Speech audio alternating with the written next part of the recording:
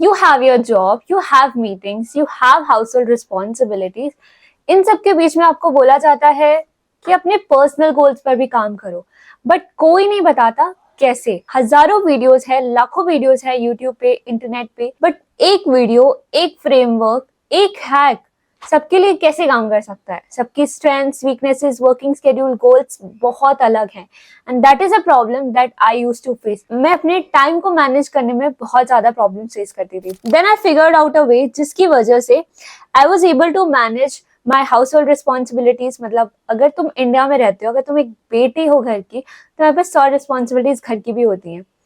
Second thing, I was able to manage my side hustle thing. Third, my primary thing, that was my job or my studies.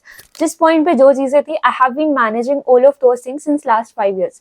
I am not a time management guru. मेरे पास कोई certifications नहीं, मेरे पास इतनी कोई knowledge नहीं है. But yes, जहाँ पे आज आप हो, वहाँ से मैं एक step आगे हूँ. I'm able to manage my time in a better way.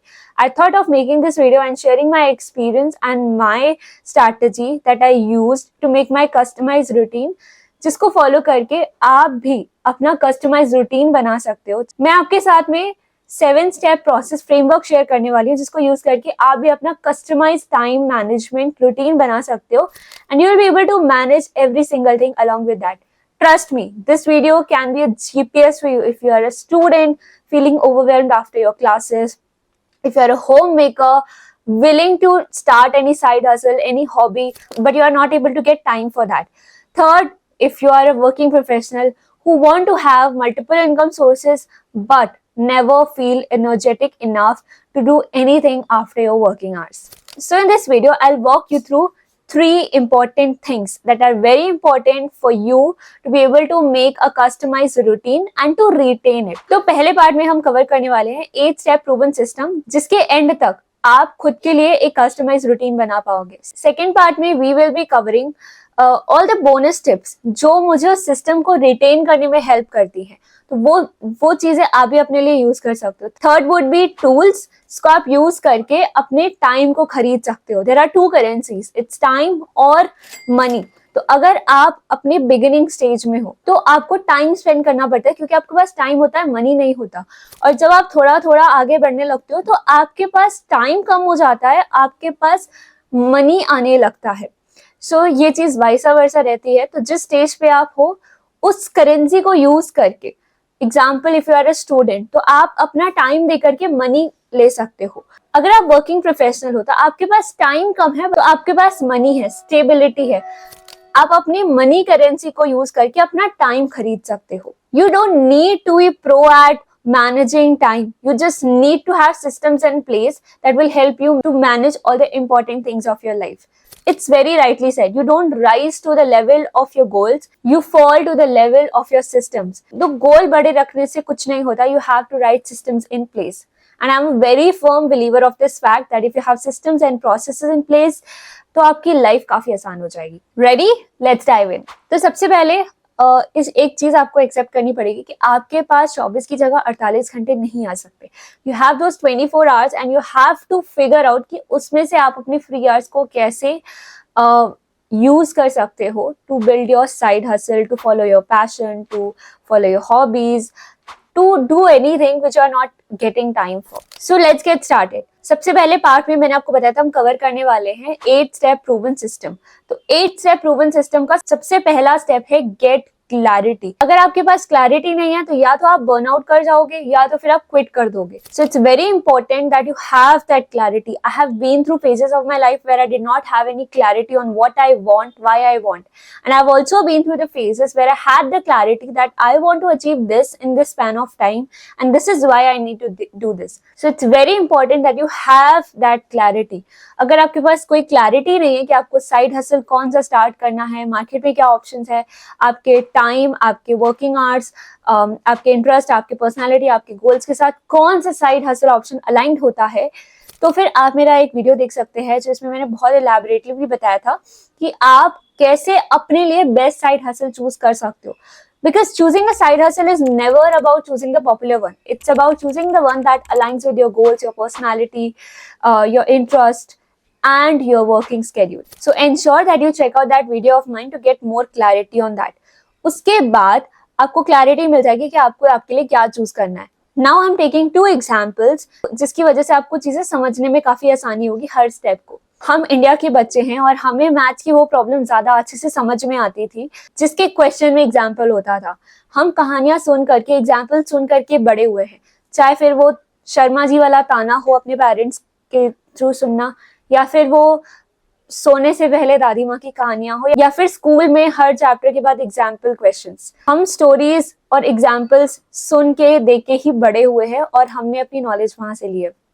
तो इस वीडियो में भी I want that you are able to make most out of this. इसके लिए मैंने 2 एग्जाम्पल्स लिए हैं। तो 2 यहाँ पे मैं ऑप्शंस ले रही हूँ। There are 2 girls named Tina and Anjali. तो अगर टीना और अंजलि वो वीडियो देखती तो उसमें से एक चूज करती कॉपी राइटिंग जो कि इंट्रोवर्ट है, और एक चूज करती कंटेंट क्रिएशन जो कि एक्सट्रोवर्ट है। अब इसमें आप ध्यान रखना कि जो एक्सट्रोवर्ट है, जिसकी पर्सनालिटी एक्सट्रोवर्ट है, वो कंटेंट क्रिएशन चूज कर रही है, जिसकी पर्सनालिटी इंट्रोवर्ट है वो कॉपी राइटिंग यूज करे। तो it's very important that you are choosing the side hustle as per your personality and all of the other things that I mentioned earlier. तो clarity मिलने के बाद आपका सेकंड स्टेप आ जाता है, list down the exact things. तो अभी यहाँ पे आपको स्क्रीन पे दिख रहा होगा all the things that you need to do as a content creator, या फिर all the things that you need to do as a copywriter. यहाँ पे मैं स्क्रीन पे मेंशन कर दूंगी क्या चीजें अंजलि को करनी है, क्या चीजें टीना को करनी है। तो आपने जो भी साइड हसल ऑप्शन आपके लिए चूज किया है, आपके पास लिस्ट होनी चाहिए, आपको हर एक निटी ग्रिटी लिखना है। तो सारे टास्क के अंदर हर छोटी से छोटी चीज आ जाएगी। एग्जाम्पल, अगर आप कंटेंट क्रिएटर हो तो आपके लिए स्क्रिप्टिंग से लेकर अपलोडिंग से लेकर कैप्शन, कवर, हर एक छोटी छोटी चीज आपको लिखनी होगी। अगर आप कॉपी राइटर हो तो किसी क्लाइंट को पेमेंट के लिए फॉलो अप करना हो या अपना पोर्टफोलियो अपडेट करना हो, हर एक छोटी चीज आपको लिखनी है। तो अब स्टेप 3 में आपने जितनी भी एक्टिविटी स्टेप 2 में मेंशन करी थी, अब उन सारी एक्टिविटीज को आपको 4 कैटेगरीज में डिवाइड करना है। That is elimination, delegation, automation and the activities that only you can do। अब आपको स्टेप 3 में फिगर आउट करना है कि ऐसे कौन से टास्क हैं जिसको आप एलिमिनेट कर सकते हो, जिसका मतलब आप हटा सकते हो। सेकेंड है आप जिसको ऑटोमेट कर सकते हो, मतलब आपके बिना भी वो काम हो सकता है और टेक्नोलॉजी वो काम करेगी। दैट इज कॉल्ड ऑटोमेशन, कि वो ऑटोमेशन पे हो रहा है। Third would be delegating and fourth would be the task that only you can do. अब इसमें मैं आपको एग्जांपल देती हूँ। तो अब इसमें मैंने टीना और अंजलि का एग्जांपल लिया था, कंटेंट क्रिएशन और कॉपी राइटिंग का एग्जांपल लिया। तो मैं इसको यूज करके आपको हेल्प करूंगी समझने में कि क्या चीजें एलिमिनेट, ऑटोमेट, डेलीगेट हो सकती है, और जो फोर्थ कैटेगरी बचेगी उसके बारे में भी हम आगे डिस्कस करेंगे। तो कॉपी राइटिंग और कंटेंट क्रिएशन में मैनुअल टास्क सारे के सारे एलिमिनेट हो सकते हैं and you can use technology on the basis of that. Example, आपको कंटेंट प्रिपेयर करना है, या फिर आपको फॉलो अप मैसेजेस लिखने हैं, या फिर आपको अपने क्लाइंट के लिए कुछ काम करना है जिसमें आपका राइटिंग इन्वॉल्व है, तो you can use Grammarly instead of proofreading it manually. और you can use ChatGPT to write the scripts without jotting down, scribbling down every single word. Or you can use tools that will help you dictate the thing instead of writing every word by word thing on your notebook. तो ये हो गए सारे task जो हम eliminate कर रहे हैं। बेसिकली हमने सारे मैनुअल टास्क को एलिमिनेट कर दिया। नेक्स्ट आ जाता है डेलीगेट। जैसे कि अगर आप कंटेंट क्रिएटर हो तो आपको वीडियो एडिटिंग को, रील्स एडिटिंग को, यूट्यूब वीडियो एडिटिंग को डेलीगेट करना पड़ेगा। You can hire freelancer for that, you can hire any vendors for that. यहाँ पे भी आप अपना टाइम सेव कर सकते हो। If you are a copywriter so you can delegate designing part of your content to any graphic designer, या फिर आप एड कॉपीज प्रिपेयर करने के लिए कोई जूनियर कॉपीराइटर को हायर कर सकते हो। तो अब ये हो गई सारी एक्टिविटीज जो हमने डेलीगेट करी। अब बात है ऑटोमेशन की।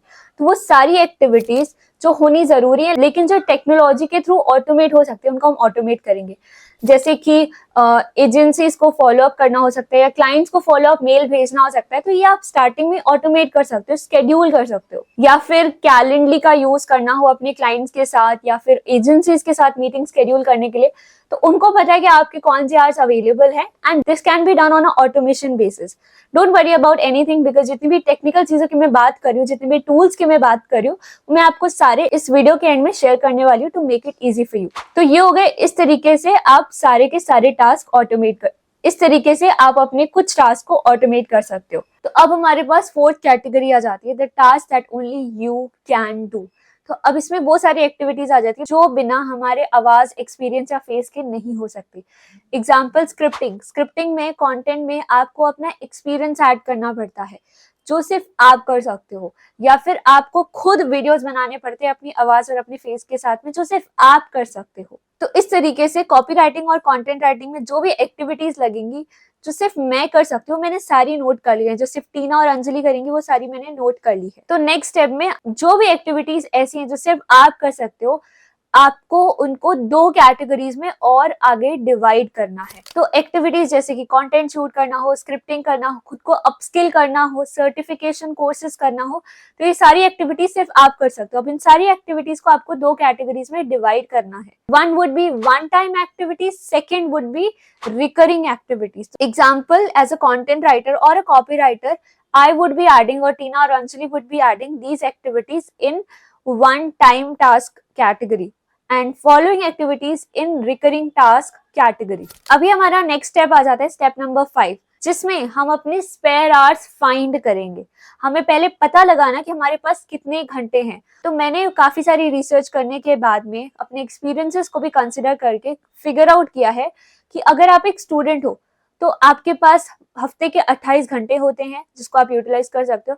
अगर आप एक होम मेकर हो तो आपके पास 33 आवर्स होते हैं, और अगर आप एक वर्किंग प्रोफेशनल हो तो आपके पास एक हफ्ते के अंदर 19 घंटे होते हैं। अब इसको मैंने कैसे कैलकुलेट किया है ये मैं आपका सब स्क्रीन पर यहाँ पर शेयर कर दूंगी, जिसको आप स्क्रीनशॉट लेकर के अपने लिए यूज कर सकते हो। बिकॉज जब तक आपने फिगर आउट नहीं किया कि आपके पास फ्री टाइम है कितना, आप उसको कभी भी यूटिलाइज ही नहीं कर पाओगे। Don't estimate your time, measure it. You don't need 8 hours a day. You need 19 to 33 hours per week plan that you can use to make most out of it. I remember when I used to work in a corporate, I was traveling 1.5 year one way. तो मेरा कितना ज्यादा time वहाँ use हो रहा था, and I still showed up to build a side hustle thing. It was never about a willpower. It was about environment, goals and mindset. और जब मैंने फिगर आउट किया कि मेरे पास कितने घंटे हफ्ते में, those things helped me get featured on Times Square's UK, co-author in an international book, and help 400 people start their side hustle, जिसकी वजह से मैं अपने क्लाइंट्स को हेल्प कर पाई 50 लाख प्लस रेवेन्यू जनरेट करने में। तो अब स्टेप नंबर 6 में हम अपना कैलेंडर बुक करेंगे। हम अपने कैलेंडर पे टाइम ब्लॉकिंग करेंगे। जितनी भी एक्टिविटीज आपने ऐसी फिगर आउट करी है जो आपके अलावा कोई नहीं कर सकता, एग्जाम्पल किसी एडिटर को हायर करना हो, एग्जाम्पल खुद के कंटेंट्स को, स्क्रिप्ट्स को रिफाइन करना हो, या फिर अपने टॉकिंग हेड वीडियो शूट करना हो। अब हम इन सारी एक्टिविटीज के लिए अपने कैलेंडर पे टाइम ब्लॉकिंग करेंगे। इसके लिए मैं आपको अपनी रियल लाइफ से एग्जांपल दे रही हूँ, that will help you understand it better. So I have recently started doing as a content creator. Earlier it was a part of my another side hustle. अभी I am dedicating most of my time to this particular thing. तो मैं कैसे manage करती हूँ मैं आपको उसका idea दे देती हूँ। तो फ्राइडेज को मोस्टली वर्किंग आवर्स के बाद में मैं अपने कंटेंट की स्क्रिप्टिंग करती हूँ। जितना भी कंटेंट मुझे शूट करना होता है मैं उसकी स्क्रिप्ट प्रिपेयर कर लेती हूँ। And Saturdays after working hours I shoot my content, क्योंकि मुझे पता है अगर वर्किंग आवर्स के बाद में अपना कंटेंट शूट करने स्टार्ट कर रही हूँ और अगर मैं एक बैच में अपने एक हफ्ते का कंटेंट शूट कर रही हूँ तो I need to have dedicated 5, 6, 7 hours, ताकि मैं एक फ्लो में बनी रहूं और मैं उस चीज़ को एक ही बार में कंप्लीट कर सकूं। I do not have to हर रोज टाइम निकालना और फिर शूट करना। तो सैटरडे नाइट का मुझे पता है कि मैं सारा कंटेंट शूट करती हूँ। I start around 11 PM। मैं रात के 11 बजे, बीच में थोड़ा ब्रेक लेके डिनर वगैरह करके मैं रात को फ्री होके 11:30 बजे 11 बजे कंटेंट शूट करना स्टार्ट करती हूँ, जिसकी वजह से मुझे संडे के मॉर्निंग हो जाती है सोते सोते, क्योंकि मैं एक हफ्ते का कंटेंट शूट करती हूँ तो मुझे वो सारा टाइम लग जाता है। नाउ आई नो कि वो टाइम पे मैं अगर पूरा दिन संडे रेस्ट भी करूंगी तो I be able to rejuvenate for my working super hectic week जो आगे आने वाला है, उसके लिए भी मेरे पास एनर्जी रहेगी। This is how I do it. और उसके बाद में मैं संडे को बैठ करके जो भी कंटेंट पूरे हफ्ते जाना होता है, I sit and schedule all of that content and I also ensure कि मैं अपने एडिटर को सारा कंटेंट शेयर कर दूं जितना भी शूट हो चुका है, ताकि अगले हफ्ते मेरा एडिटर मुझे सारा कंटेंट जब शेयर करे तो मैं इसको फॉलोइंग वीक के लिए schedule कर पाऊँ। This is a system that I follow and everything is there in my calendar. हर एक चीज मेरे कैलेंडर में है। That is the only reason कि मुझे पता होता है कि मुझे किस टाइम पे क्या करना है। Of course I am able to follow there 70 to 80%। मैं अभी तक 100% पे नहीं पहुंच पाई हूँ and I know it will take some time. I have accepted this fact that I can not be 100% perfect. दुनिया का सबसे बड़ा मिथ होता है 100%, वो कभी भी पॉसिबल ही नहीं है until it's about the mark sheet। अब स्टेप नंबर 7 में आ जाते हैं, जिसमें कि आपको वन टाइम टास्क के लिए 2 से 3 हफ्ते निकालने और आपको उन सारी चीजों को कंप्लीट करना है। टेकिंग एग्जाम्पल अगेन, मान लीजिए आप कंटेंट क्रिएशन स्टार्ट कर रहे हो या आप कॉपी राइटिंग स्टार्ट कर रहे हो, टीना अंजलि वाला एग्जाम्पल, तो आप क्या करोगे, आप एटलीस्ट वन टाइम टास्क को खत्म कर लोगे। एग्जाम्पल, आपको कंटेंट क्रिएशन के बेसिक्स नहीं पता, तो you'll take up a course जिसमें आप फंडामेंटल सीख सको। You'll take up basic editing course. अगर आप एडिटिंग को डेलीगेट नहीं करना चाहते हो तो वहाँ पे आप बेसिक सीख लोगे, फंडामेंटल सीख लोगे, या फिर आप अपने पोर्टफोलियो को अपडेट कर लोगे, आप अपने प्रोफाइल्स को ऑप्टिमाइज कर लोगे। तो जितने भी वन टाइम टास्क हैं जो आपको पता है कि आपको करने हैं, उन सारी चीजों को आप 2 से 3 हफ्ते का टाइम लेकर के कंप्लीट कर लोगे। एक बार आपने इसको कर लिया तो आपके पास सिर्फ रिकरिंग टास्क बचेंगे जो आपको हो सकता है डेली बेसिस पे करने पड़े, या वीकली बेसिस पे, या फिर मंथली बेसिस पे। Now think of these one-time activities as a base camp before you climb. तो यहाँ पे आप देख सकते हो, अगर आप कॉपी राइटिंग या कंटेंट क्रिएशन कर रहे हो तो ये सारी एक्टिविटीज है जो आपको वन टाइम करनी पड़ सकती है before getting into recurring task. अब 8th स्टेप में आपको अपना टाइम ब्लॉकिंग करना है फॉर रिकरिंग टास्क। ठीक है, इसमें मान लीजिए आपने स्क्रिप्टिंग के लिए हर थर्सडे को असाइन कर दिए 2-3 घंटे, आपने कंटेंट शेड्यूलिंग को हर संडे को 2-3 घंटे असाइन करते हो। इस तरीके से you will get into this process. आप हर फ्राइडे बैठोगे और उस दिन के जो डेडिकेटेड रिकरिंग टास्क है आप उस पर काम करोगे after your working hours, if you are a working professional. तो इस तरीके से ये पूरा प्रोसेस आप फॉलो करोगे। मैं आपको थोड़ा सा रिकैप कर देती हूँ फॉर बेटर अंडरस्टैंडिंग। तो स्टेप 1 में हमने क्लैरिटी ली कि हमें करना क्या है, ऐसे कौन सी साइड हसल ऑप्शंस है, हॉबीज है जो हमारे इंटरेस्ट, पर्सनालिटी, फाइनेंशियल गोल्स, इन सब चीजों के साथ में अलाइन होती है। सेकंड स्टेप था फिगर आउट करना कि कौन सी ऐसी एक्टिविटीज हैं जो हमें उस साइड हसल में करनी पड़ेगी। एग्जाम्पल मैंने लिया था कंटेंट क्रिएशन और कॉपी राइटिंग का, जिसके मैंने आपको स्क्रीनशॉट्स भी डिस्प्ले किए थे। थर्ड आ जाता है सारी एक्टिविटीज को 4 पार्ट्स में सेग्रीगेट करना। Eliminate, delegate, automate and only you can do task. तो अब नेक्स्ट स्टेप में आपको सारे only you can do task को 2 कैटेगरीज में डिवाइड करना है, one time task and recurring task.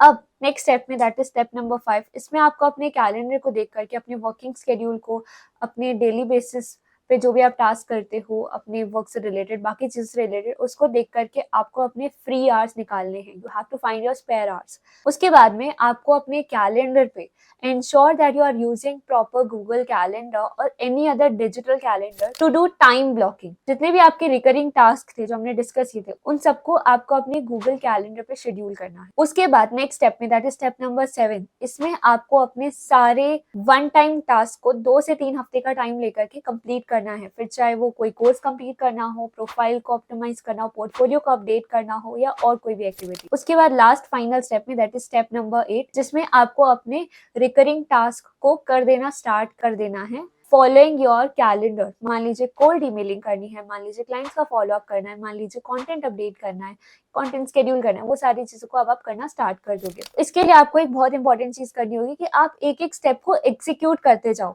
Example, आपने स्टेप 1 को देखा, समझा, पूरा अच्छे से कंप्लीट किया, अब एग्जीक्यूटेड।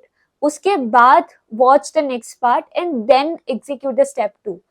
उसके बाद स्टेप 3 देख करके फिर उसको एग्जीक्यूट किया। अगर आप ऐसे स्टेप बाय स्टेप देख के एग्जीक्यूट करते जाओगे तो by the end of 8th step you will have the crystal clear idea of what you want, how you can do it and when you can manage it. आप overwhelm feel बिल्कुल भी नहीं करोगे। Now comes all the bonus tips that have been helping me manage my 24 hours effectively in the best possible way. सबसे पहली चीज है mindset shift, that is chasing imperfect action. तो इस साल का अब तक का सबसे बड़ी चीज जो मैंने हार्ड वे सीखी है अपने 3 महीने बर्बाद करके, वो है टेकिंग इम्परफेक्ट एक्शन। मुझे जब मैं कंटेंट क्रिएशन वापस से रिज्यूम करना चाहती थी, स्टार्ट करना चाहती थी, I wasted 3 months of mind just waiting to feel ready.